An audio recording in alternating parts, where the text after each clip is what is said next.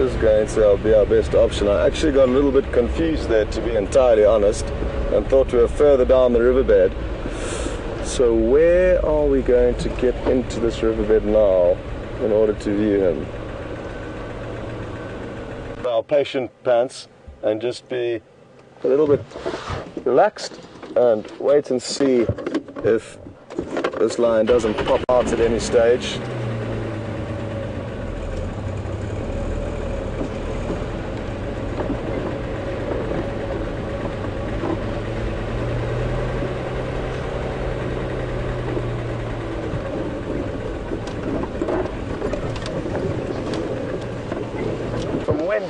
In Kentucky, and while we wait for this lion to pop out again, it's a good opportunity to take to answer this question.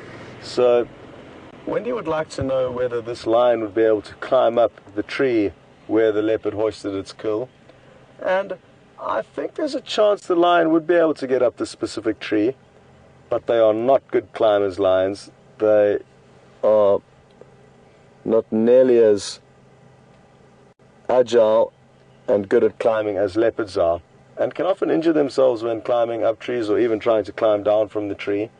So it'll be very interesting to see what happens. A lot would also depend again on the individual lion. Some lions may be slightly better climbers than others, and with my experience of these lions, which is very little, it's hard for me to be able to predict whether he would be likely to climb, because I've never seen him in that situation before. Now, by sitting and waiting in one spot, even though we cannot see anything and it's very thick, just like how we found Djuma, the young male leopard, this morning, by stopping and listening, you can be alerted to different predators by a variety of other animals that will alarm call as the predator moves through the area. Squirrels, various birds, monkeys, antelope, all have different alarm calls that they will let out as soon as they see a predator. So if we just sit and wait and listen, that may be more beneficial than driving around kind of aimlessly through this very, very thick vegetation.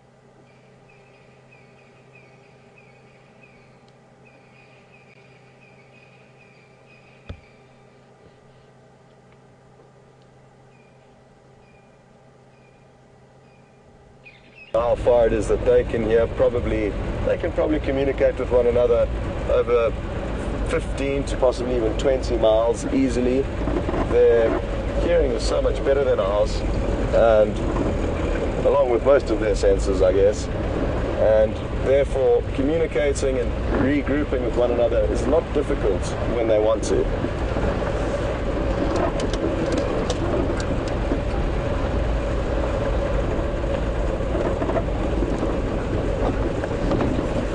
Any luck there, Lex?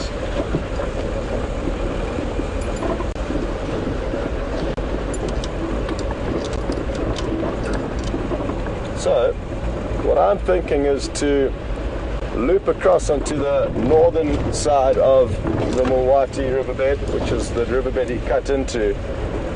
And there's a chance he may be tending more in a northerly direction, so he may have crossed out of the riverbed, and I know that they do often work along a certain route in that direction. So we'll leave Lex in the riverbed and we'll loop around, hoping that he's going to pop out.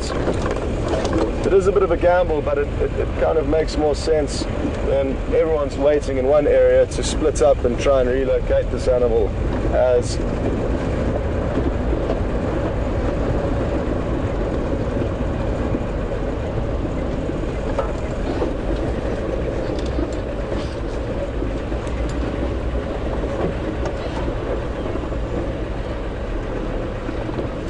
it could well be that he continues straight up the riverbed to this dam. They have spent time here in the past, but there are enough people in this area viewing the leopard.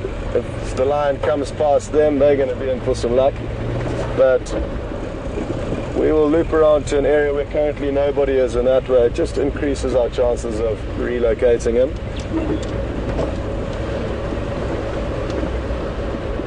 Just so that all of you know, this morning exactly what happened with Djuma.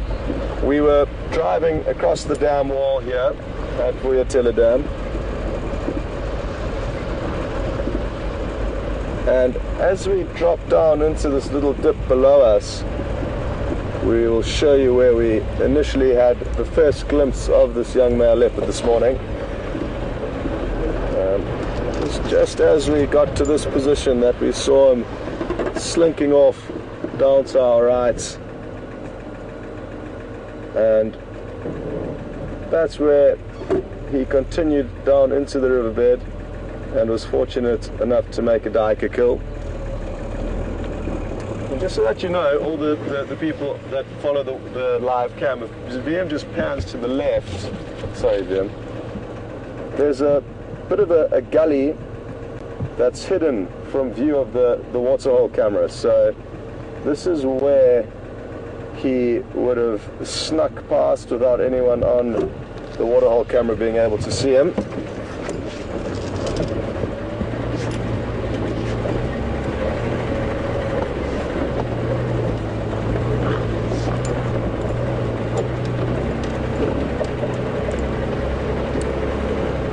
Lex for Scott.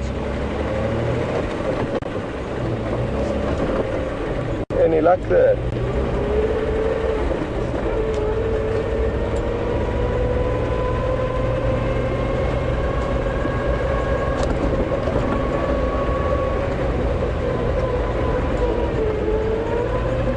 Okay, copy, perfect. I'm just going to loop around onto Central and see if we didn't veer further north.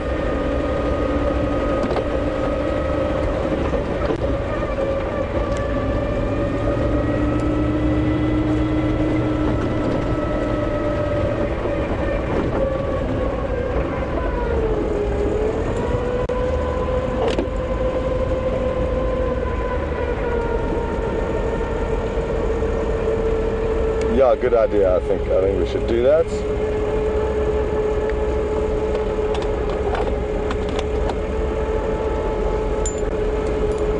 Well, folks, while we continue the search for this beautiful big male lion, finally we'll be able to go across to Brent and he can say good morning. And he's been hugely helpful in fixing all the technological difficulties while we've been out here having fun. So I owe Brent one. Anyway, over to Brent and we'll catch up with you a little bit later.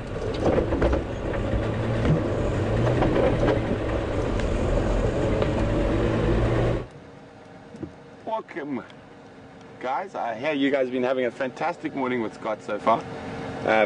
Romeo and I, we've had a very quiet morning so far, but we've been having fun. We've been doing a bit of birding, looking at some trees. We're at Buffelshoek Dam at the moment. There's nothing here, so we're gonna keep on moving on and see if we can find anything. So I think I'll leave all the cats to Scott this morning, and we will start looking for some trees and some birds and some bugs.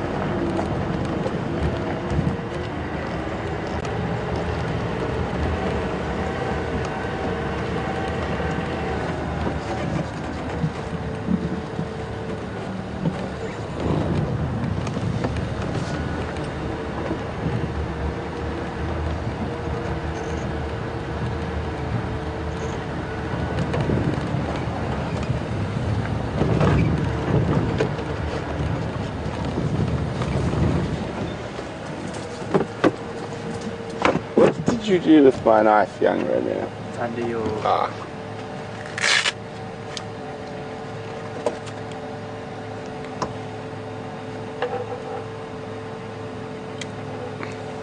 So I know I have showed you guys this before. It's a very important plant spiritually to certain African cultures, and well, try to avoid. So it's got one straight horn, one hooked thorn. It's an evergreen, and just swing this way quickly. And if you remember correctly, you can also eat it. So what tree is this? And send your answers to questions at questions at WildEarthTV, or just use the hashtag SafariLive on Twitter.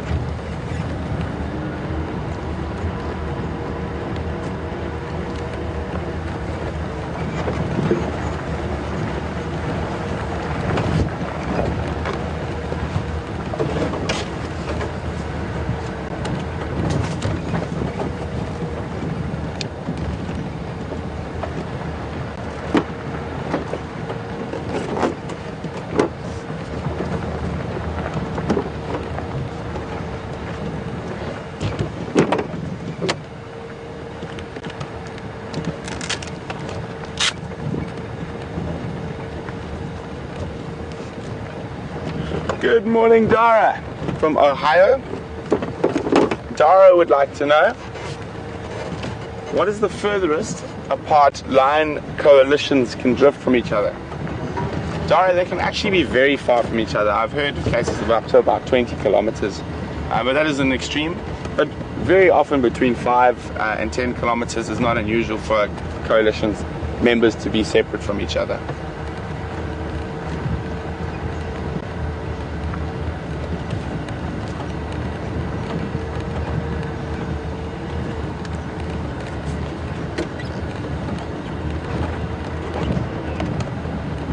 So I think we're going to drive down two of my favorite roads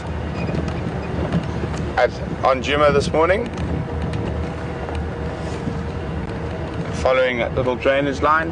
Very, very pretty.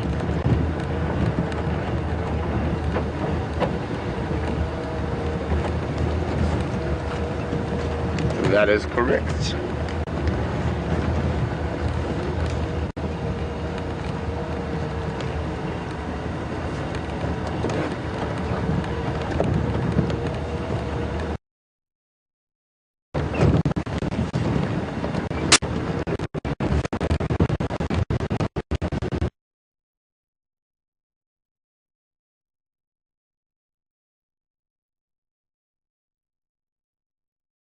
That traverses along the edge, also down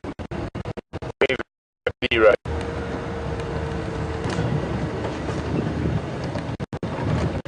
Lots of hyena tracks.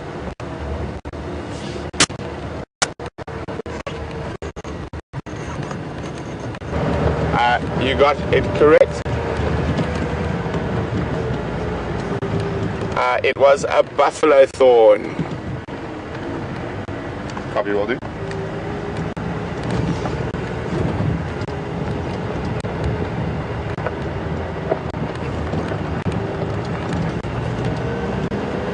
Now we're gonna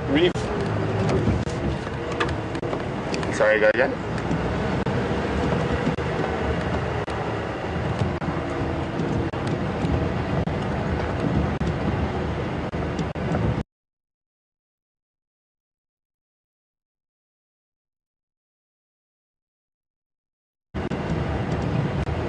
Good morning, Romay on Twitter. Romay would like to know what if there's any old stories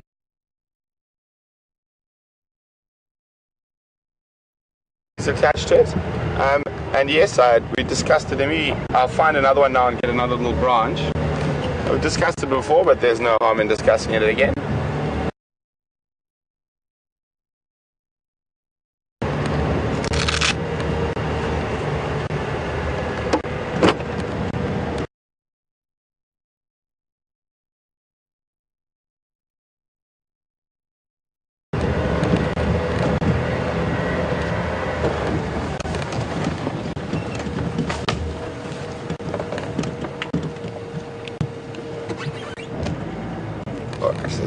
dry one. Is it?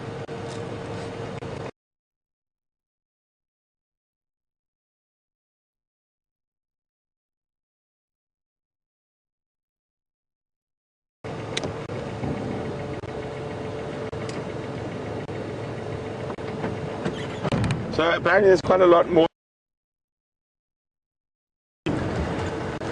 It's not actually ideal branch to show what I want to show. There, that one looks better.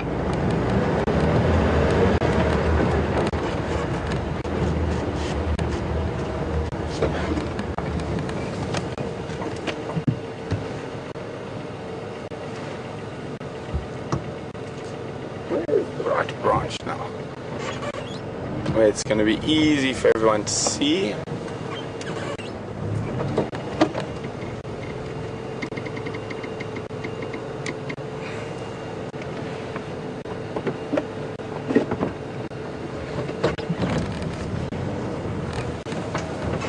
I'll stop now.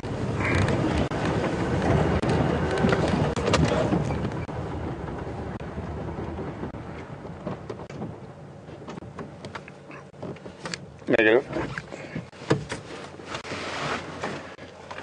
So Ray was asking about any old stories attached to this tree.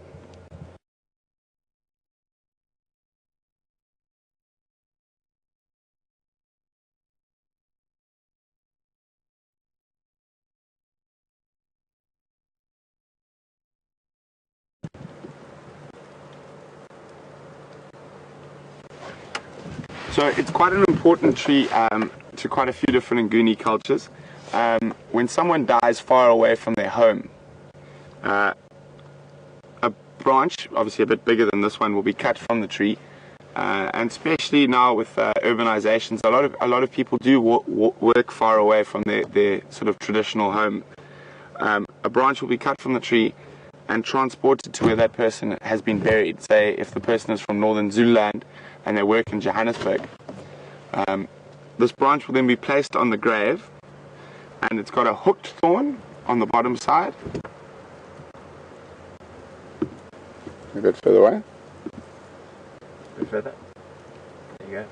So it's got a hooked thorn on the bottom side. Further. Steering wheel.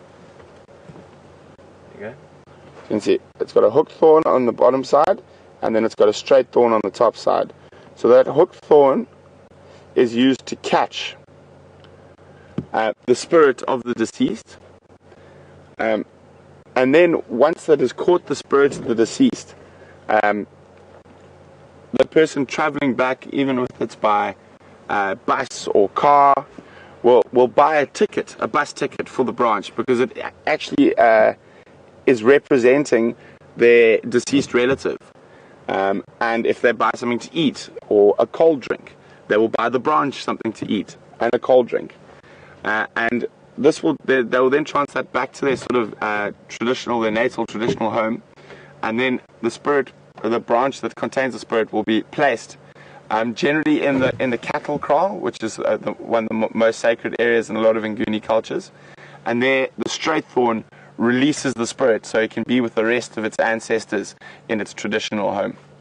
So that's the old traditional story with buffalo thorn.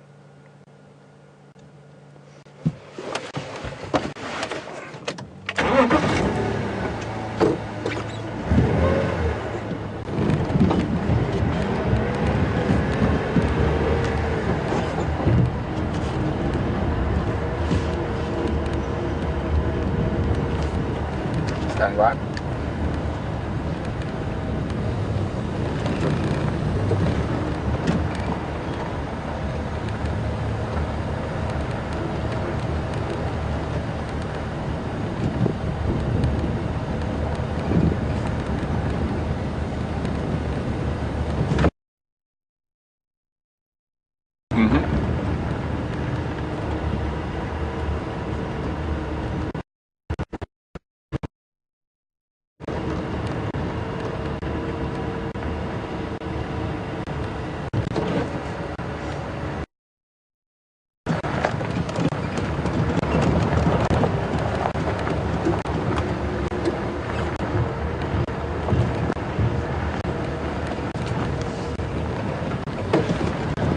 Scott.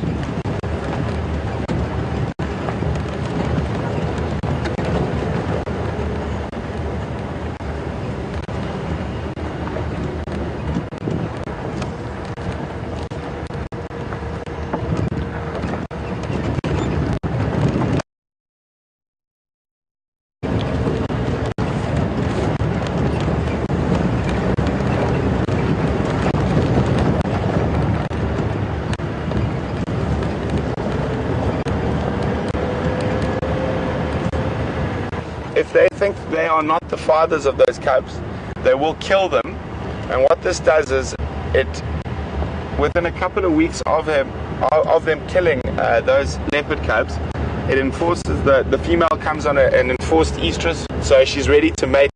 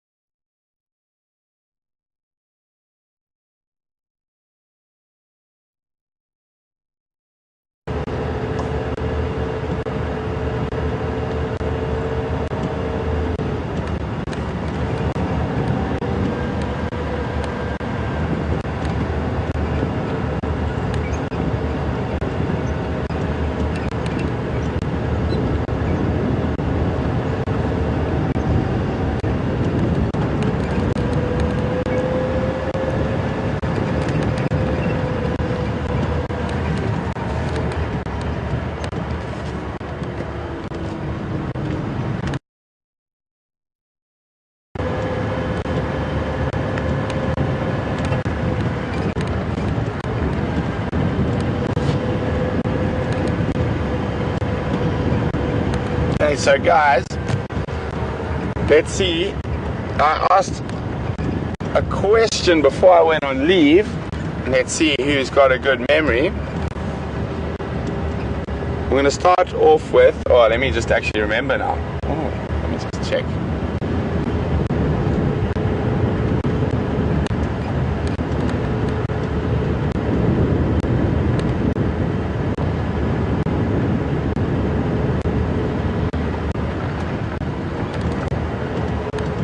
So, I remember now.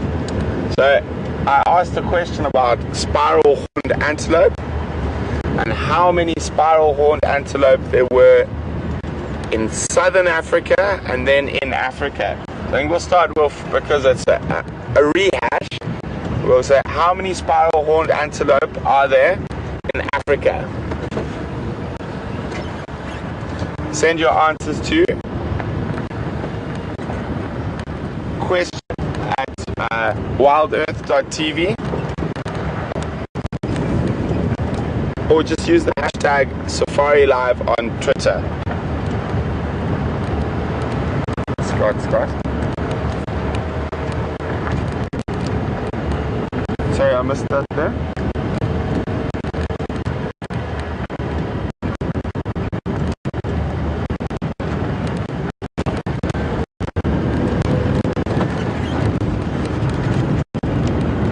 Confirm your only station.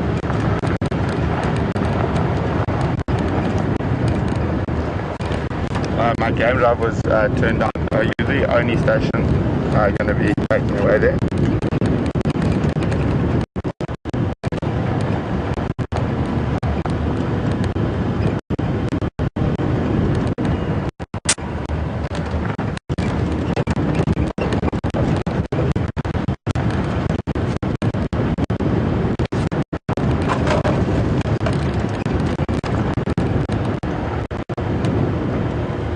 Scott.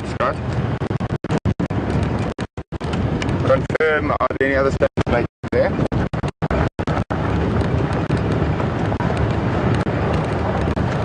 Copy, thanks. I'd like to join you, but I'm going to make my way straight towards Buffalo's Hook Down.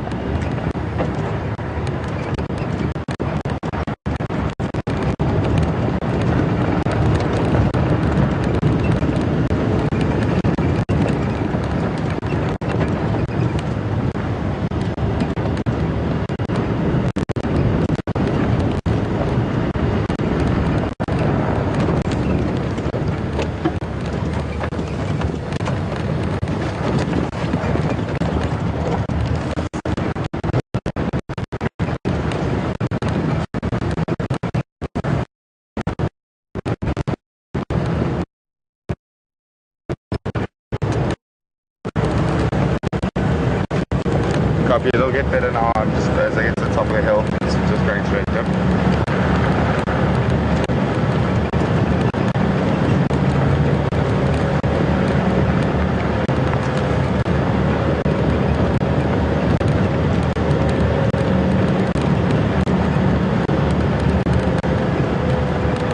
Negative, it should be 9 if I remember correctly.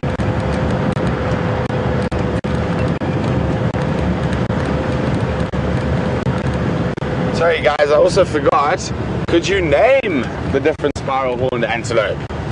Not just the number, but name them.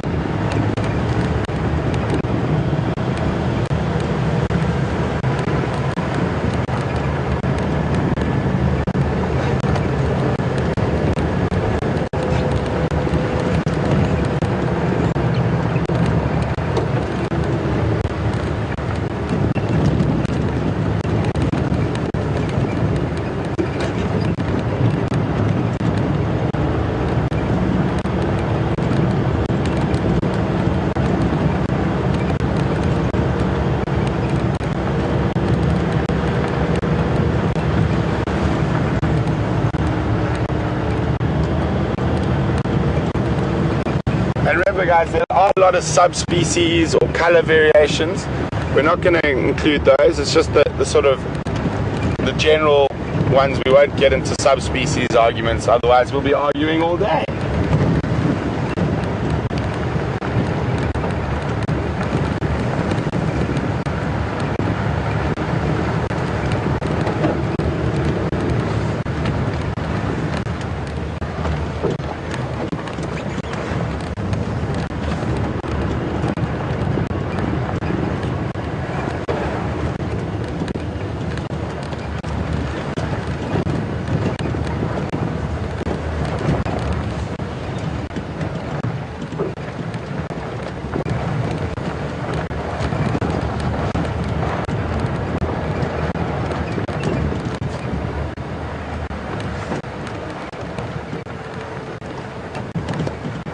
Oh, is that buffalo bull? 2 buffalo bulls. Looks like they're on their way down to Buffalo's Hook Dam, so I'm going to loop around in front of them and meet them at the water.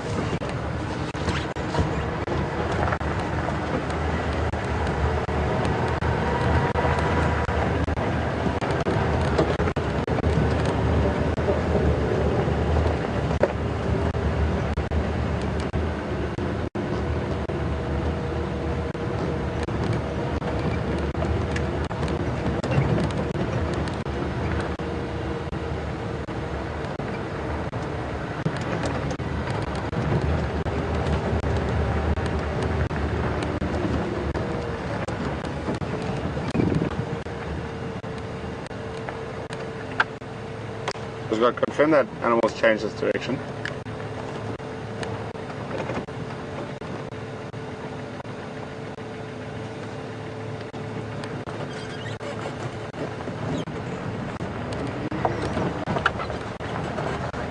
Copy. I'm just arriving at Buffalo's Hook Dam. I'm going to stand by on the western side.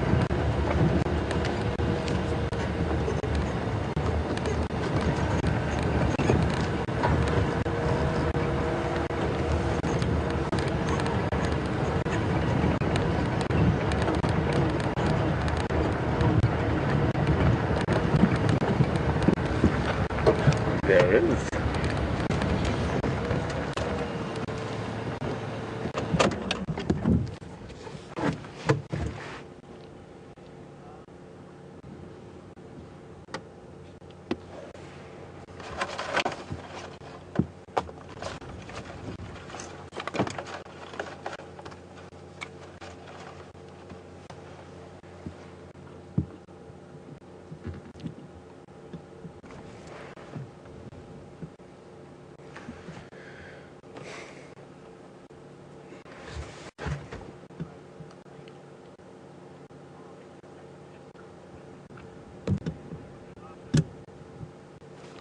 We've got a hippo,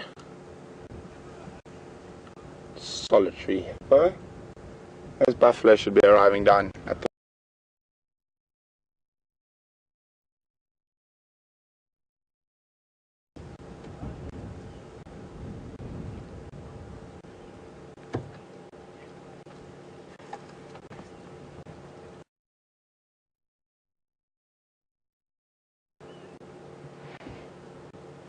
of what we're up to shortly.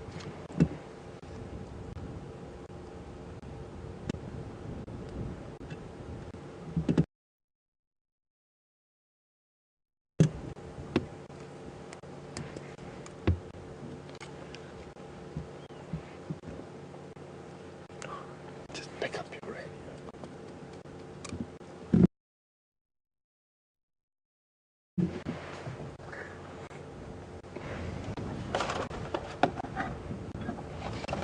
Craig, do you copy? Scott just lost that Madoda and Gala heading towards Buffelshoek from Hyena Road towards sort of Quarry, Nyala Road, North Junction.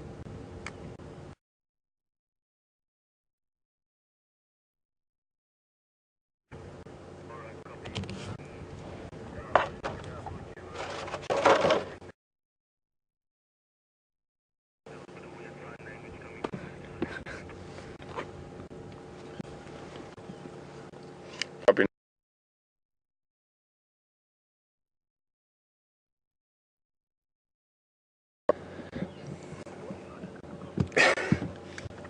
No thanks. Thank you for the offer there. Oh. Let's see what Jason's found a Birchall Starling. It's too fast. It's too fast.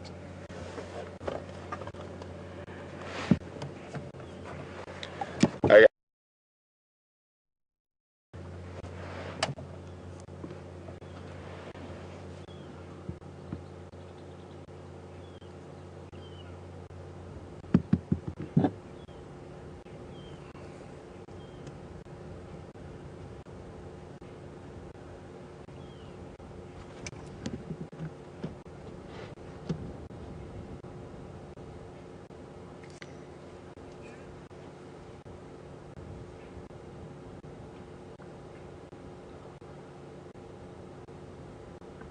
Okay, just read that list of 10 to me.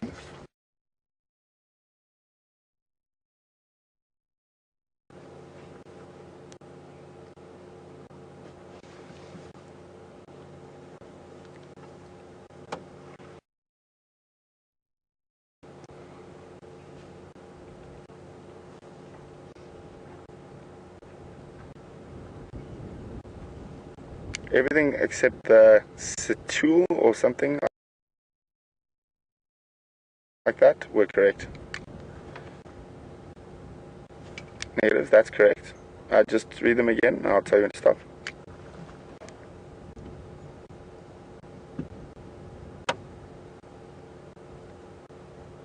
Just read them again to me, sorry.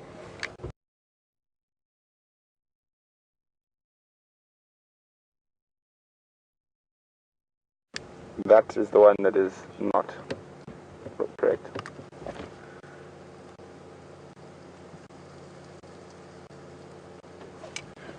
Okay, well, it looks like only one person got the full 9 correct. And that would be RC from the Netherlands. Well done. So I'm going to list them for you now.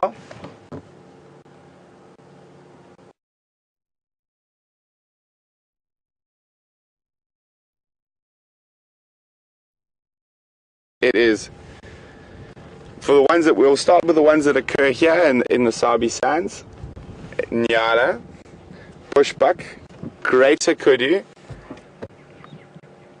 and theoretically possibly Eland. Just stand by one, Scott. Oh no, now I've lost my train of thought. Where were we? So Kudu, Nyala, Bushbuck, possibly common eland or southern or Livingston eland,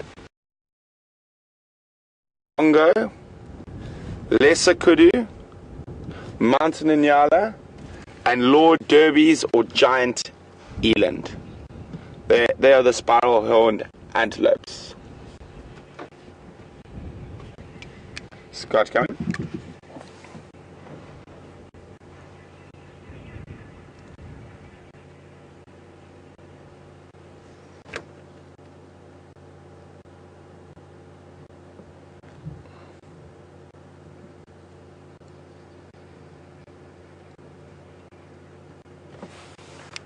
Copy, thanks.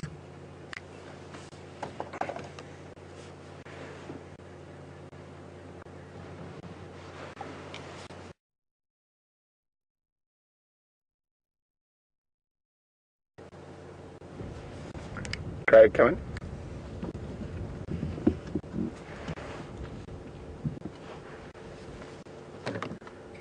Craig, what's your route from Buffelshoek?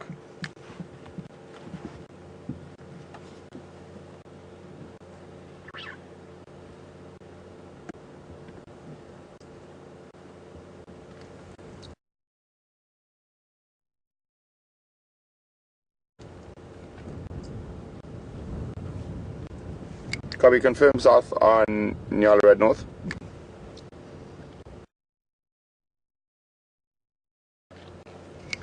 Copy, thanks. So guys, what we're doing, standing by here at Buffelshoek, is that Scott has been trying to find that Matimba male again, and he disappeared into the big block to our west, but his general direction has been towards the dam. So that's why we decided to come wait here. Scott says it's tracks not far from here, so we're just going to at the dam. As you can see, we've had one of those buffalo bulls we saw a little bit earlier has made its way down to the water's edge.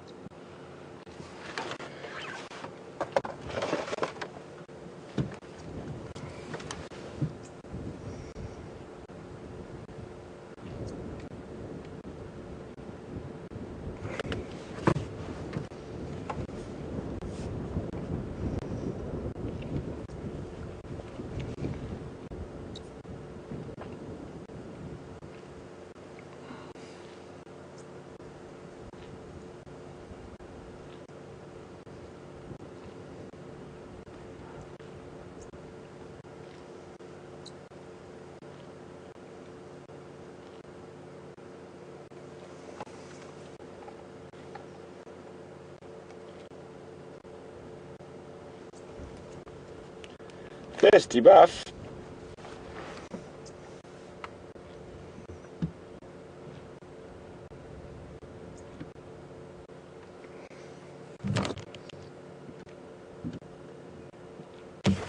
Just gonna go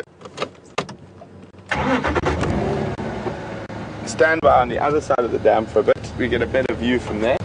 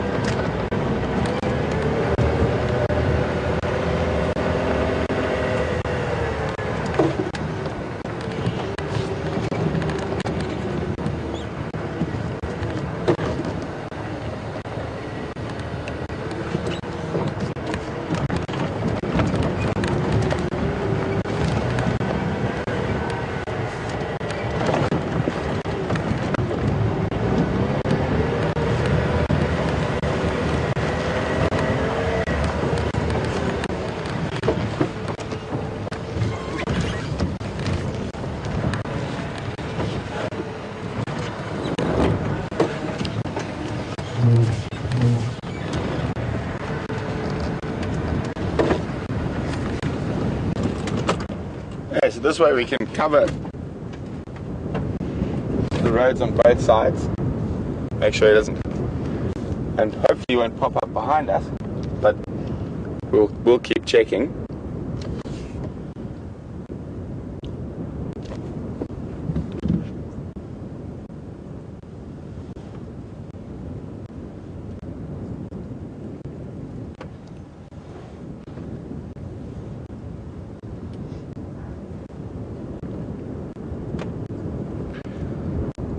So while we're sitting here,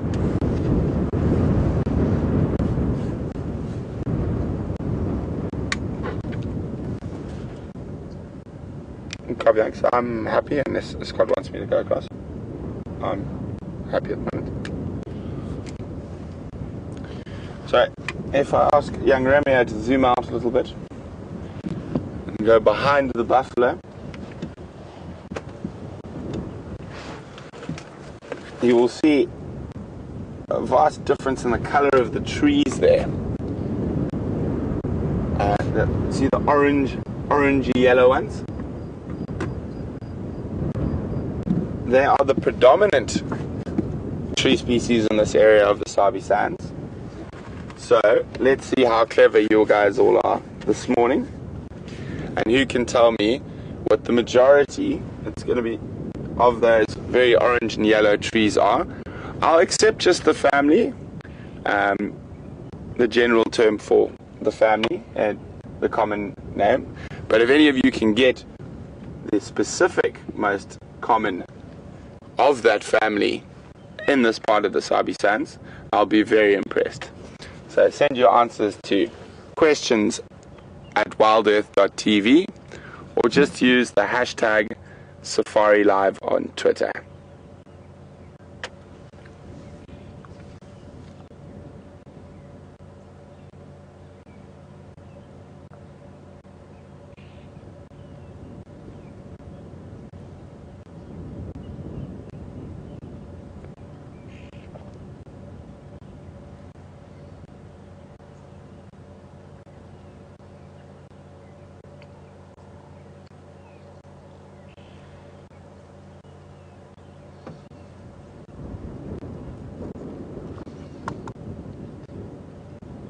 Can you hear Impala? I've got you in my ear, right? Can you hear Impala? Over there somewhere.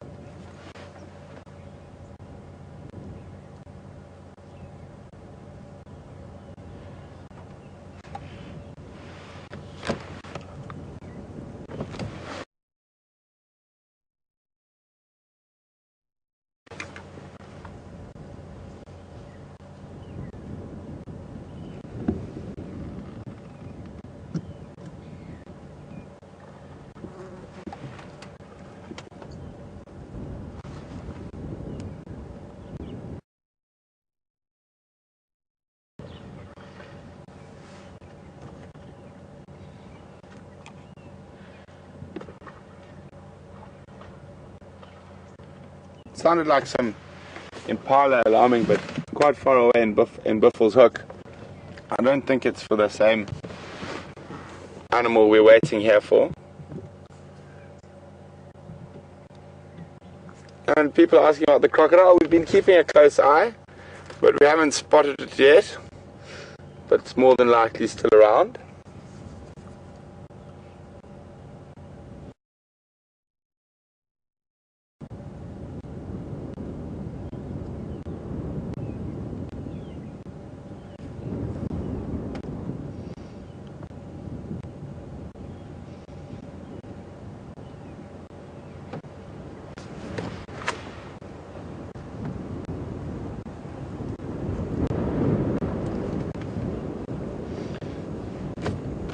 That is correct.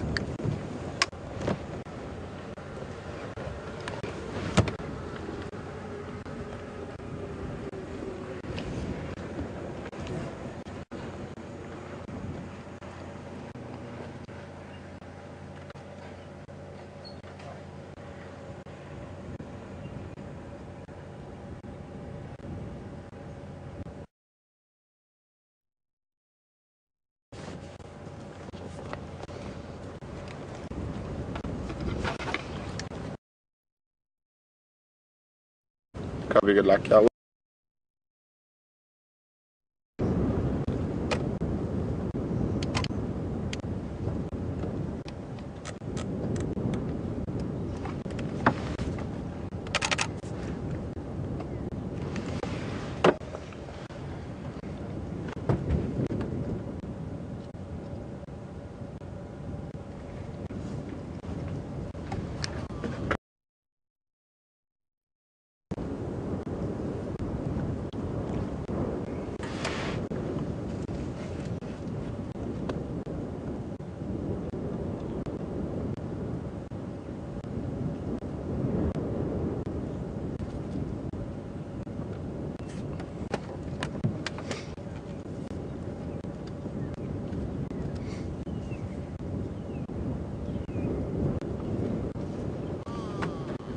firm. That's the common name for the family.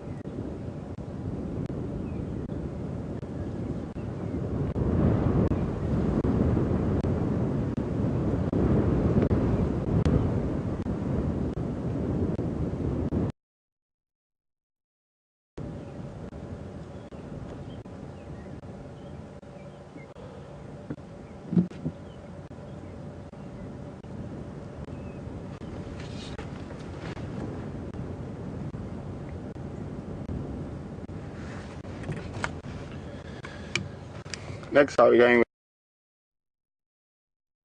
with answers there?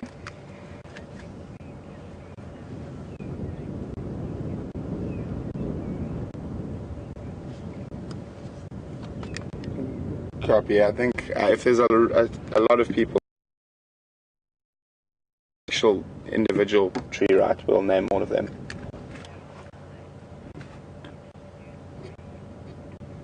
Copy, thanks.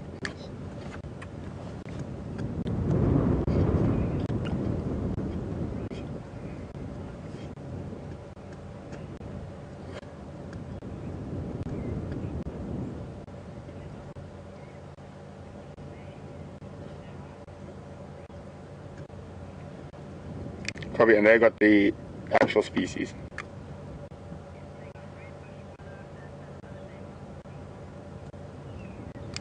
Okay. Sorry, sorry, can you start again? Raisa, RC, Susanna, Chris, Lisa, Eleanor, Shanae, Gerard, and Bren. You guys actually went above and beyond and got the actual individual species that is the most common in this part of the Sabi Sands, and that is a red bush willow, a Combretum apiculatum. Now, quite interestingly, it is the hardest wood, or the densest and hardest wood in southern Africa. It weighs 1,230 kilograms per cubic meter.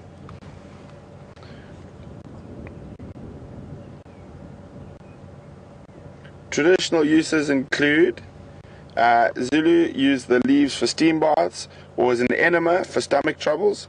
Conjunctivitis is traditionally treated with a muddy face mask made of white clay and the ash of red bush willow stems.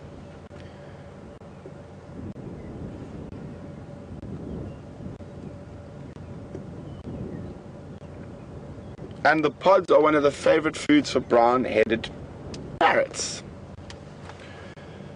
And when it comes to the Latin name, I'm just going to go into the book here quickly.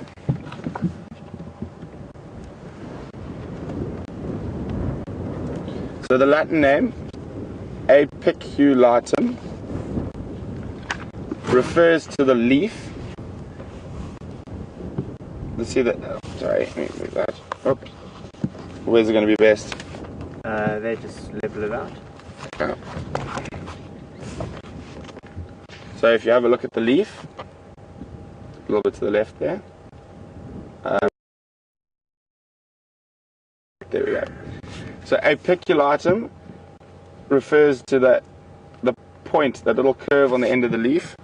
And this is actually, I've never heard this way to describe it before. I used to remember it as a pick, but in this book it says a nice easy way to remember it is it looks like a little curly pig's tail, so it even sounds like a pig's tail. Apiculatum.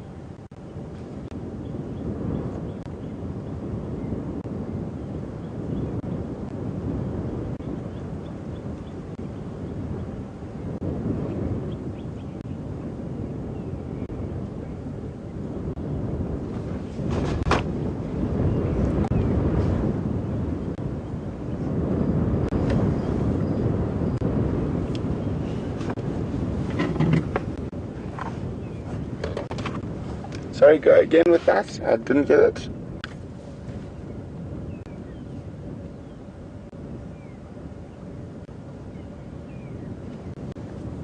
Can you spell the second word for me, please?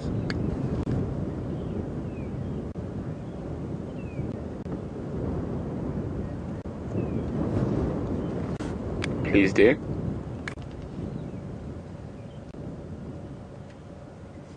The only thing I can think close to that is a blackthorn, but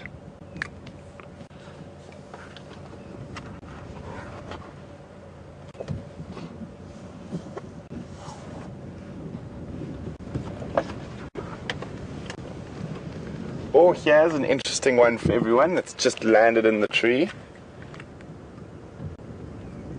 Ah, who can tell me what bird that is?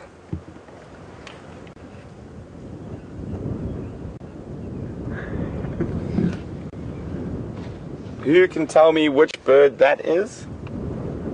Send your answers to questions@WildEarthTV or just use the hashtag Safari Live on Twitter.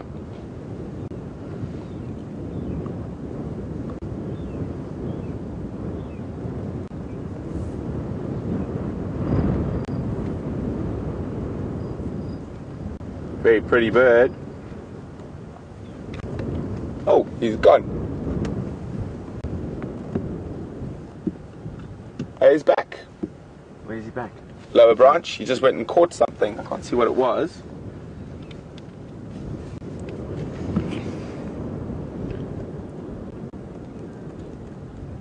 Oh, he's got a big stink insect. Let me try and get a bit closer.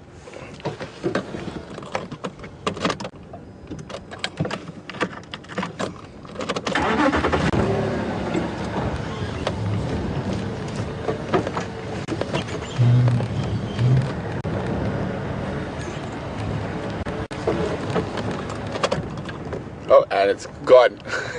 No, there it is. No, the stick insect. Oh. It swallowed it.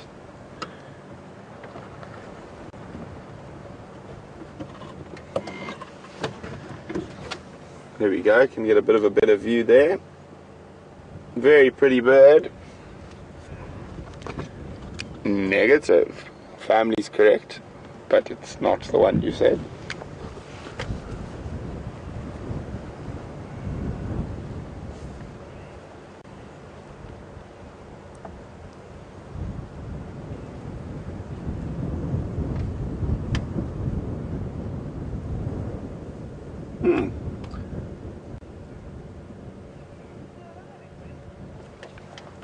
Negative.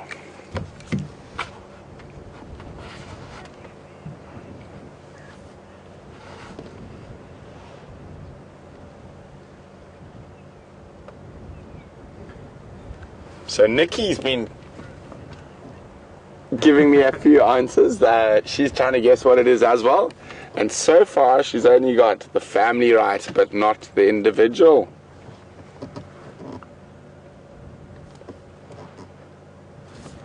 And I think she just created a new species as well, in her last answer. One that would definitely be new to science.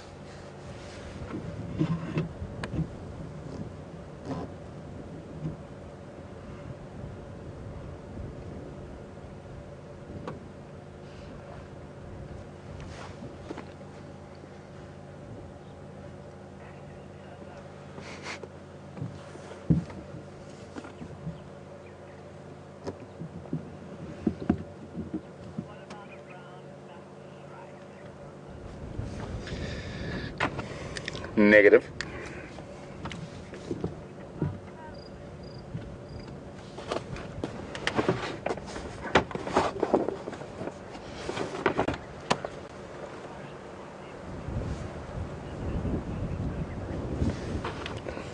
Negative.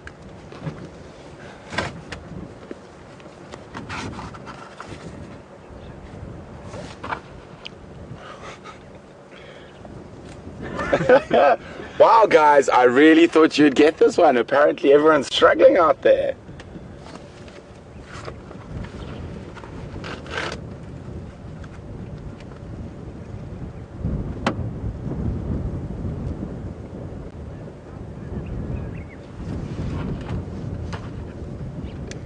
That part is correct.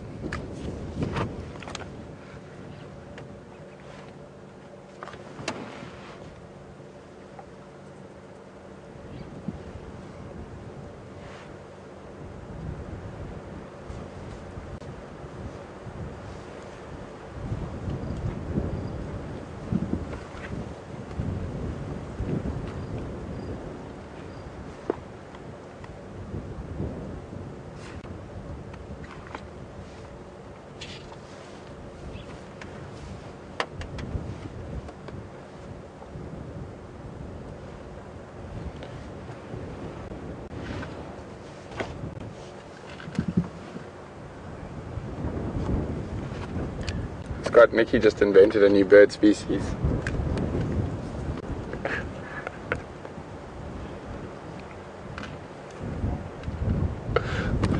I will as soon as I'm able to.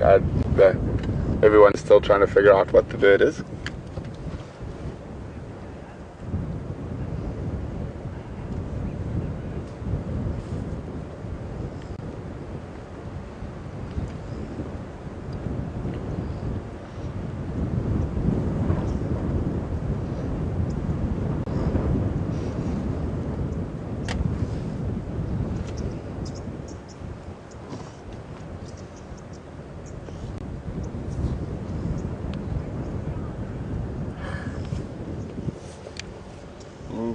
Correct, but that's the old name.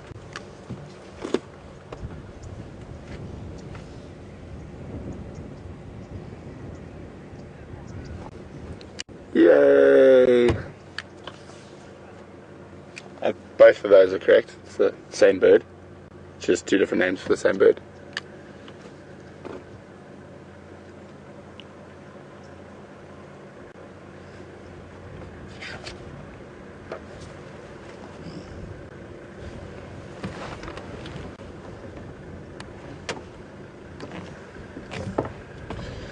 Do we have any answers from the world of Twitter or email yet?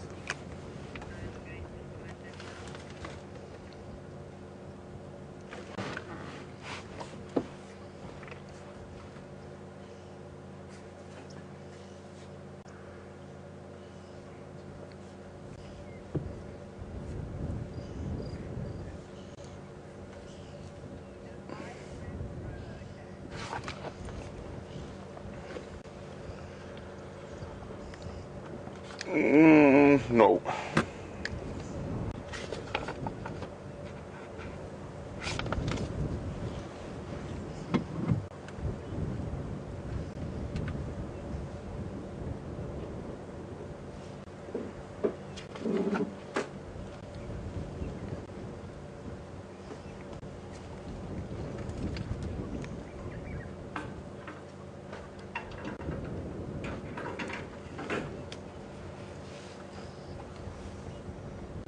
Guys, I'm going to give you another 30 seconds looking at it, and then we're going to move along.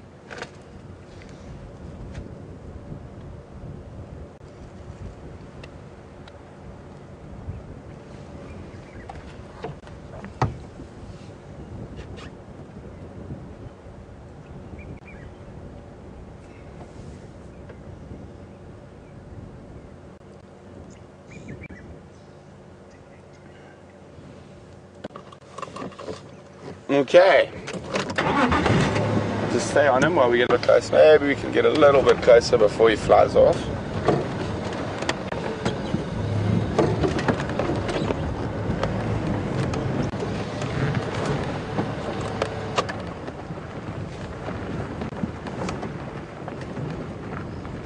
So yeah, we can zoom in a bit closer now, see if that gives anyone a better idea. Well, we're closer to it.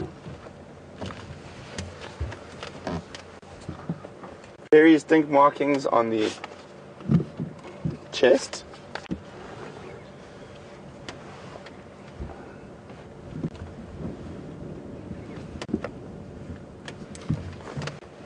You can see the very, very heavily streaked chest.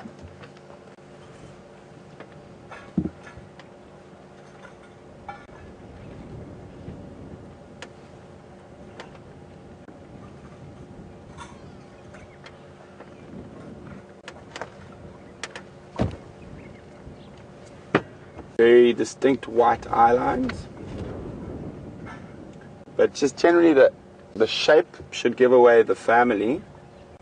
It's a family you guys know well. Just this one is not one you would have seen too regularly.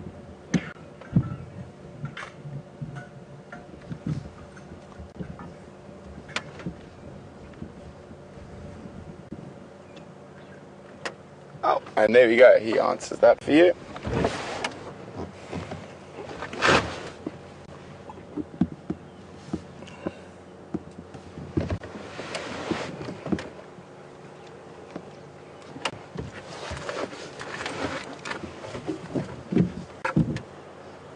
So, next.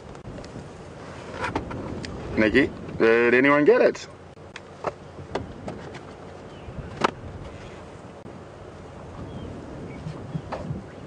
Go for it.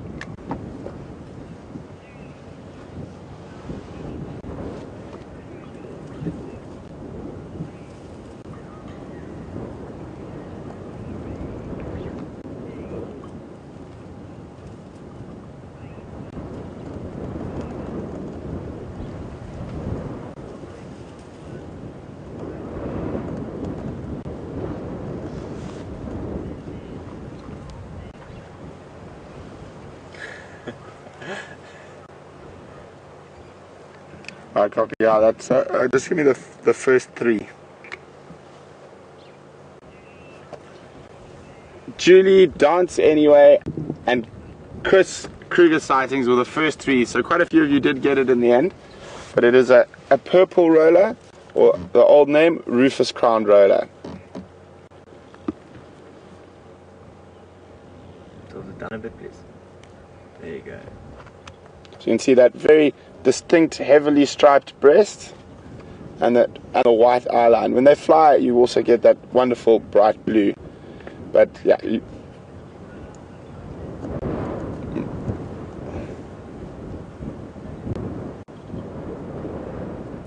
Okay, guys.